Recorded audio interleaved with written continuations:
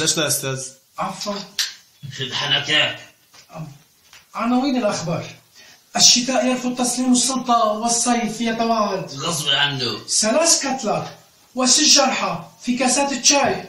الله أكبر. نشوف معركة بين القطة مياو مياو مياو والكلب عو عو. سمع أصوات عالية في حي الصالحين. ليش عجب؟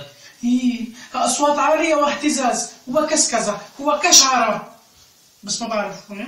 ضربني وبكى، سأل واشتكى. باطل. زواج الفنان دغي دغي من ابنة الفنان. شاب يلقي نفسه من الطابق السادس. ما تعجب؟ ما بعرف. الله يرحمه. يلا. إليكم موجز لأهم وآخر الأخبار. الشتاء يرفض تسليم السلطة، والصيف يتوعد بهجوم حربي درجة 50 مئوية، ويتوعد أن يبقى حتى نهاية هذا العام. بلعن أخته أنا. يا أمي عندك استاذ. 3 قتلى و6 جرحى و5 مفقودين جراء قصف بكاسات الشاي بين فوزية وسعدية، لأنه فوزية حلفت يمين إنه جنت أكثر من سعدية، وهذا باطل. نشوف معركة بين القطة مياو مياو والكلب عو عو بسبب قطعة لحمة رمتها السيدة أم جوزيف في أرض الله الواسعة.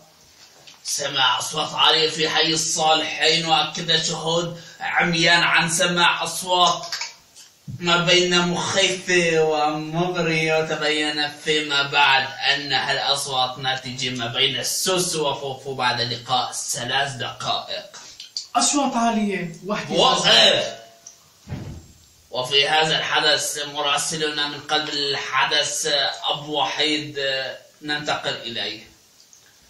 يا حجي خلاص بجهز لها أرجيلي على السرية. أعطيني تعليمي أول ما اتصال. الله معك، الله معك. الله يلعن أبوك بإجري. مين؟ أحمد ولو أحمد شفناه عند أبو التليفونات. تعرفنا عليه ربع ساعة صار بده يجي يزورنا. يا زلمة إيش هالصورة هاي؟ بعت لي دعم. يلا صوري. ايش هالصوت؟ يا لطيف يا لطيف يا لطيف يا لطيف يا لطيف. ابو جميل ابو جميل. معلم تعال زين يا قصة. والله يا ابن اخوي بنتين افتروا عن بعض، وحده دخلت على المول والثانيه ضلت برا، ولما طلعت شافوا بعض خربوا الدنيا. الله يا زلمه، الله يلعن الله يلعن. كم عنا يا لوصنا زباله. الله يلعن.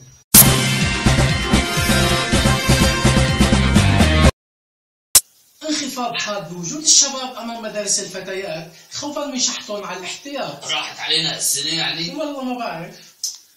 تحت عنوان ضربني وبكى سبقني واشتكى، كان لنا لقاء أو مقابلة في بيتها لأم محمد لتحدثنا عن سبب الخلاف بينه وبين أم سعيد ام ناجي ام سمير، والله نسيت، بس فينا اللقاء معه.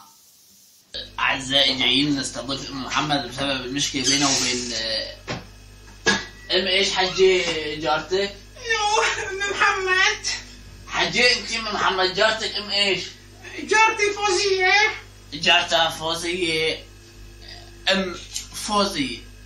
حجي محمد سبب الخلاف بينك وبين الحجة؟ يعني والله أنا على التلفزيون يعني ما؟ على التلفزيون، أنت الكاميرا معك؟ قلت لي مع مين المشكلة؟ إيه والله شو تمه؟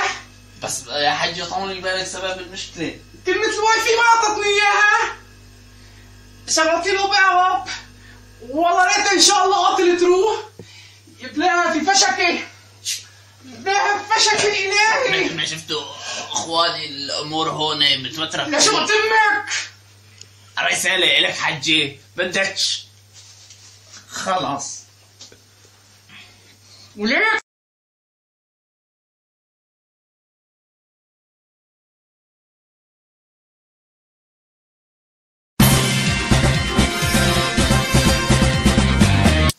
كمان عندي خبر هون. رمى شاب نفسه من الطابق السادس بعد سماع صديقه ينادي قنبلة قنبلة، وتبين فيما بعد أن القنبلة كانت بلعبة ببجي.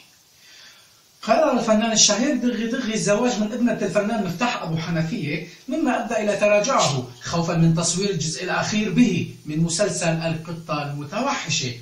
وكان لنا لقاء مع الفنان دغي دغي في منزله. نلتقي فيه. أعزائي المشاهدين، أعزائي الحضور، كما وعدناكم نحن الآن في منزل الفنان الكبير الشهير الفنان دغي دغي. أستاذ دغي دغي، ممكن تحدثنا عن رفضك لزواجك من الفنان ابنة الفنان عفوا مفتاح أبو حنفية؟ طبعا بس وصراحة تحية إنك، تحية للجمهور، للكاميرا، لطاقم العمل، تحية. بحبكم كومي أنا وأنتم زيين في سيارات زيين وراكم. لا والله ما لاحظنا، بس أنا ملاحظ شغلة. تفضل ناحظ. إنك اليوم لابس نظارات أستاذ دغي دغي. وأنا نفسي خايف من أبوها لابس تمويه. أنا ما في سيارات بس لحد. إيه تفضل. أنت اسمك قل لي؟ أنا اسمي فادي. فادي لمدان. لا فادي. تغيير يا الله. اني صراحة نشوف يعني ابوها زمان على الكاميرا استاذ، على الكاميرا. خلص انا شلون بدي بحكي؟ انا ضيف.